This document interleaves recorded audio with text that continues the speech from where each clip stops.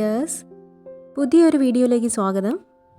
ഇന്നിപ്പോൾ ഇങ്ങനൊരു വീഡിയോ ഇടാൻ കാരണം എന്നെപ്പോലെ ആരെങ്കിലും ഒക്കെ ഉണ്ടെങ്കിൽ അവർക്കൂടെ റിലേറ്റബിൾ ആണെങ്കിൽ ഇങ്ങനെയുള്ള സിറ്റുവേഷൻസൊക്കെ ഒന്ന് ഹാൻഡിൽ ചെയ്യാൻ വേണ്ടിയിട്ടാണ്. എനിക്ക് ചെറുപ്പം മുതലേ വരയോടും എഴുത്തിനോടും ഒക്കെ അത്യാവശ്യം താല്പര്യമുള്ള കൂട്ടത്തിലായിരുന്നു. ഞാൻ പഠിക്കുന്ന സമയത്ത് അത്യാവശ്യം ആക്റ്റീവായിട്ട് ചെയ്തുകൊണ്ടിരുന്ന കാര്യങ്ങളായിരുന്നു എഴുത്തും വരയും അങ്ങനെയുള്ള മത്സരങ്ങളിൽ പങ്കെടുക്കലും ഒക്കെ. പഠിത്തത്തിനും മാരേജിനൊക്കെ ശേഷം ഞാൻ എൻ്റെ ലൈഫിൽ ആർട്ടിൽ നിന്ന് ഒരുപാട് അകന്നിട്ടുണ്ടായിരുന്നു. അത് പക്ഷേ ബോധപൂർവ്വം ആയിരുന്നില്ല. നമ്മൾ ജീവിക്കുന്ന സിറ്റുവേഷൻസും നമ്മുടെ ചുറ്റുപാടും ഒക്കെ അങ്ങനെ ആയിരുന്നു. കരിയറിൽ എന്തെങ്കിലുമൊക്കെ ഗ്രോത്ത് ഉണ്ടാവണം എന്ന ആഗ്രഹം കൊണ്ട് തന്നെ ഒരുപാട് കാര്യങ്ങളൊക്കെ ട്രൈ ചെയ്തു.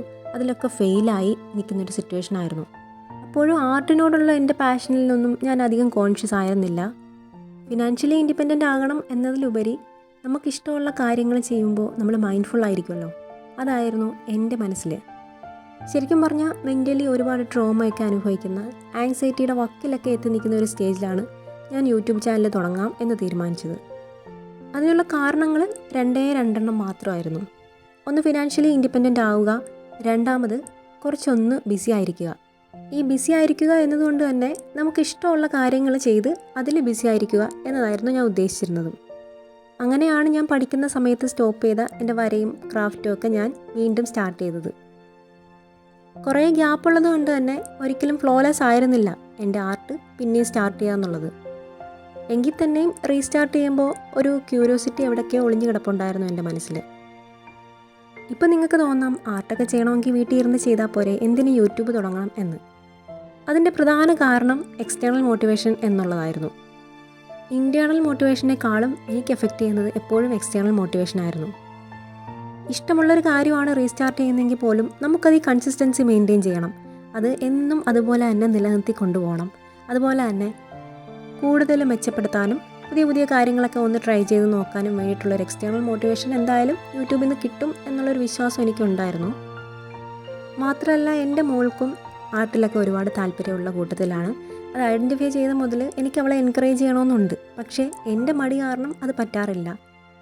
യൂട്യൂബിന് വേണ്ടിയിട്ട് ഞാൻ കൺസിസ്റ്റൻ്റ് ആവുമ്പോൾ ഞാൻ അറിയാതെ തന്നെ എൻ്റെ ആ ഒരു പ്രോസസ്സ് എന്നെ വീണ്ടും റീസ്റ്റാർട്ട് ചെയ്യുകയും ആ ഒരു ട്രാക്കിലോട്ട് എത്തുകയും ചെയ്യുമെന്ന് എനിക്ക് പോകെ മനസ്സിലായി തുടങ്ങി. ഇപ്പോൾ എൻ്റെ സ്റ്റാർട്ടിങ് സ്റ്റേജിലാണ് ഞാൻ നിൽക്കുന്നത്. ചാനൽ സ്റ്റാർട്ട് ചെയ്തിട്ട് 2 മാസം ആവാൻ പോകുന്നതേ ഉള്ളൂ. എങ്കിൽ പോലും അതിൻ്റെ റിസൾട്ട് വളരെ നന്നായിട്ട് എനിക്കറിയാൻ പറ്റുന്നുണ്ട്. ഞാൻ ക്രാഫ്റ്റ് ഐറ്റംസ് എപ്പോൾ വാങ്ങിയാലും എൻ്റെ മോൾക്ക് കൂടി അതിൻ്റെ ചെറിയ വേർഷൻസ് വാങ്ങിച്ചു കൊടുക്കാറുണ്ട്. മോള് കൂടി എൻ്റെ അടുത്തിരുന്ന് ക്രാഫ്റ്റൊക്കെ ചെയ്യുകയും അതിൻ്റെ റിസൾട്ട് കിട്ടുമ്പോൾ ഞങ്ങൾ രണ്ടുപേരും കൂടി എൻജോയ് ചെയ്യുകയൊക്കെ ചെയ്യുന്ന ആ ഒരു മൊമെൻറ്റ്സൊക്കെ എനിക്ക് വളരെയേറെ സ്പെഷ്യലായിട്ട് തോന്നിയിട്ടുണ്ട്. ശരിക്കും അതിനെക്കുറിച്ച് ഡീറ്റെയിൽ ആയിട്ട് അറിയുമ്പോഴാണ് നമുക്ക് മനസ്സിലാവുന്നത് ആർട്ടൊരു തെറപ്പിയാണ്. നമ്മൾ ആർട്ട് ചെയ്യുന്ന സമയങ്ങളിലെല്ലാം നമ്മൾ ഭയങ്കര എൻഗേജ്ഡ് ആയിരിക്കും. അതുപോലെ നമ്മൾ ചെയ്യുന്ന വർക്കിൽ വളരെയധികം കോൺഷ്യസും ആയിരിക്കും.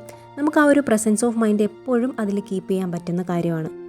അതുപോലെ അതിൽ നിന്ന് കിട്ടുന്ന റിസൾട്ട് മൂലം നമുക്ക് ഹാപ്പി ഹോർമോൺസൊക്കെ ഉൽപ്പാദിപ്പിക്കുകയും വീണ്ടും ചെയ്യാനുള്ളൊരു മോട്ടിവേഷൻ കിട്ടുകയും ചെയ്യുന്നുണ്ട്. നമ്മൾ ലൈഫിൽ കടന്നു പോയിക്കൊണ്ടിരിക്കുന്ന മെൻ്റൽ ട്രോമകളെയും അതുപോലെ ആങ്സൈറ്റിയൊക്കെ റെഡ്യൂസ് ചെയ്യാൻ വേണ്ടിയിട്ട് ആർട്ട് നല്ലൊരു മരുന്നാണ്. ലൈഫിൽ എവിടേക്കോ വെച്ച് നമ്മുടെ ആർട്ടിനോടുള്ള ഇഷ്ടവും താല്പര്യവും ചെയ്യാനുള്ള ഒരു ക്യൂരിയോസിറ്റിയും ഒക്കെ നഷ്ടപ്പെട്ടു പോയിട്ടുണ്ടെങ്കിൽ നിങ്ങൾക്കിനി സെൽഫ് മോട്ടിവേറ്റഡ് ആയിട്ട് അത് റീസ്റ്റാർട്ട് ചെയ്യാൻ കഴിയില്ലെങ്കിൽ തന്നെ നമുക്കൊരു ട്രെയിൻഡ് ആയിട്ടുള്ള തെറപ്പിസ്റ്റിൻ്റെ കീഴിൽ ആർട്ട് തെറാപ്പി സ്റ്റാർട്ട് ചെയ്യാം. അതല്ല, റീസ്റ്റാർട്ട് ചെയ്യാനുള്ള സെൽഫ് മോട്ടിവേഷൻ നിങ്ങളുടെ ഉള്ളിൽ തന്നെ ഉണ്ടെങ്കിൽ നിങ്ങൾക്ക് ചെറിയ രീതിയിൽ ആർട്ട് വീണ്ടും സ്റ്റാർട്ട് ചെയ്യാം. അത് നിങ്ങൾക്ക് ഇഷ്ടമുള്ള വരയോ എഴുത്തോ പാട്ടോ ഡാൻസോ അങ്ങനെ എന്തോ ആവാം.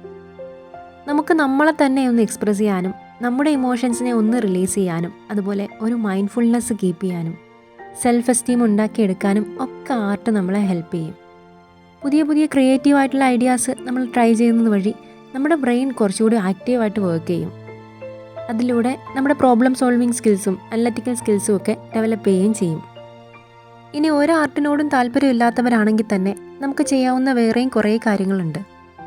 മെഡിറ്റേറ്റ് ചെയ്യുന്നത്, ജേർണൽ എഴുതുന്നത്, അതുപോലെ റീഡിങ്, ഡൂഡ്ലിങ് ചെയ്യുന്നത്, ഗാർഡനിങ്, കൃഷി, പ്രകൃതി ഭംഗി ആസ്വദിക്കുന്നത്, അങ്ങനെ ഒരുപാട് കാര്യങ്ങളുണ്ട്.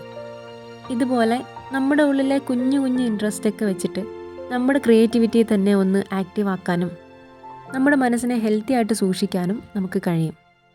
പക്ഷെ അതിന് വേണ്ടത് ഒറ്റ കാര്യമാണ്, സെൽഫ് മോട്ടിവേഷൻ.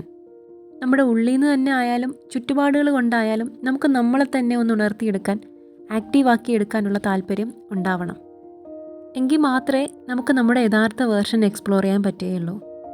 അപ്പോൾ വീഡിയോ ഇഷ്ടമായാൽ ലൈക്ക് ചെയ്യുക, നിങ്ങളുടെ പ്രിയപ്പെട്ടവർക്ക് കൂടി ഒന്ന് ഷെയർ ചെയ്ത് കൊടുക്കുക. അതുപോലെ ചാനൽ സബ്സ്ക്രൈബ് ചെയ്യുന്ന കാര്യം കൂടി ഒന്ന് പരിഗണിക്കുക.